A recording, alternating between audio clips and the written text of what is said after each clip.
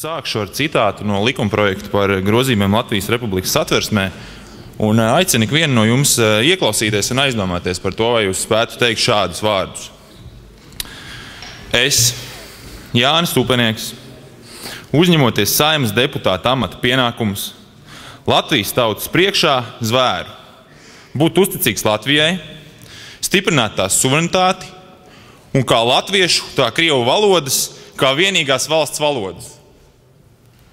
Un tagad arī otrā versija, kura cerams tāpat kā pirmā versija, ko tikko nolasīju, no šīs tribīnas skan pirmo un pēdējo reizi. Я, Янис Упенекс, вступая в должность депутата Сайма, перед народом Латвии клянусь быть верным Латвии, укреплять ее суверенитете как латышские, так и русские языка, как единственные государственные языка.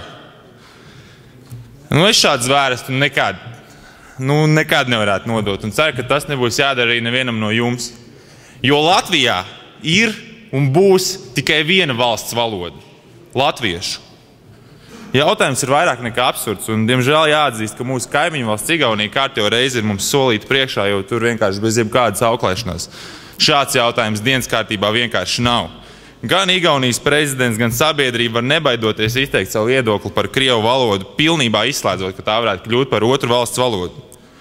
Un jautājums par piedalīšanos vai nepiedalīšanos referendumā vispār ir liekas. Ikvienam latvietim ir jāiet un jāpauž savu nostāju balsojot pret krievu valodu kā otru valsts valodu. Paldies! Paldies Upenieku!